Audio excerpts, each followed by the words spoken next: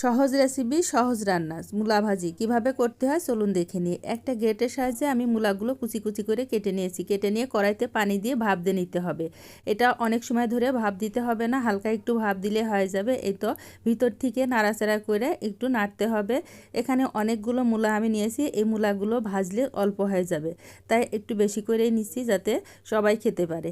এটা এখন আমি উঠাই নিলাম, উঠাই নিয়ে যে পানিটা আছে এই পানিটা ফেলে দিয়ে ঠান্ডা পানি দিয়ে ধুয়ে নেব। নিয়ে এখানে কড়াইতে তেল দিয়ে এর ভিতর দিয়ে দেবো কাঁচামরিচ, পেঁয়াজ দিয়ে ভালো করে ভেজে নিতে হবে। নিয়ে এর ভিতরে গোটা জিরে দিয়ে তো আমি সবগুলো চিপে চিপে পানি চিপে দিতে হবে যাতে এর ভিতরে পানি না যায়।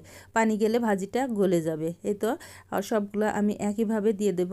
দিয়ে তো নাড়াচাড়া করে এর ভিতরে স্বাদ মতো লবণ আর দিতে হবে হলুদ দিয়ে একটু নাড়াচাড়া করে নিয়ে সবগুলো ভালো করে ভেজে নিতে হবে। এই ভাজিটা খেতে খুবই মজা হয়। মূলার উপকারিতা অনেক, মূলা খেলে রক্ত পরিষ্কার হয়। ভাজিটা খেতেও খুব সুস্বাদু হয়। একটু ধৈর্য ধরে নেড়ে নেড়ে ভাজতে হবে, ভাজতে একটু সময় লাগলেও ভাজিটা খেতে খুবই মজা হয়। তো আমি মূলা ভাজতে ভাজতে ফেসবুক বিষয়ে কিছু কথাও বলবো, কারণ আমরা যারা ভিডিও করি ভিডিওটা করতে অনেকটাই সময় লাগে, সবারই কষ্টই হয়। ভিডিও দেখে ভিডিও রিলেটিভ গঠনমূলক কমেন্ট করলে আপনার রিচও বাড়বে, আমার রিচও বাড়বে, কারণ আপনার একা হবে না, আমার হবে, আপনারও হবে।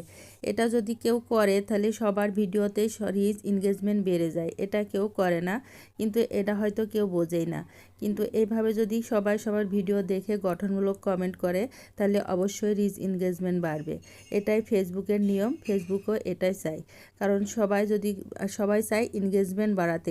এনগেজমেন্ট বাড়ালে আপনার ভিডিও অবশ্যই ভাইরাল হবে। এনগেজমেন্ট যার ভিডিওতে কম আছে তার ভিডিও কখনোই ভাইরাল হবে না।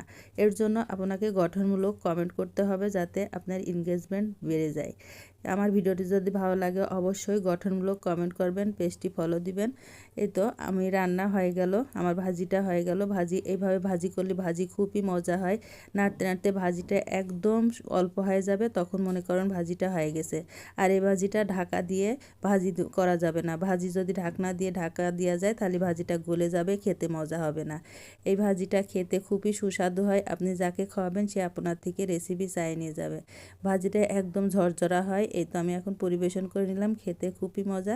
ভিডিও পুরাটা দেখে গঠনমূলক কমেন্ট করবেন, তাছাড়া কেউ কমেন্ট করবে না। আজকে এই পর্যন্তই। আল্লাহ হাফেজ।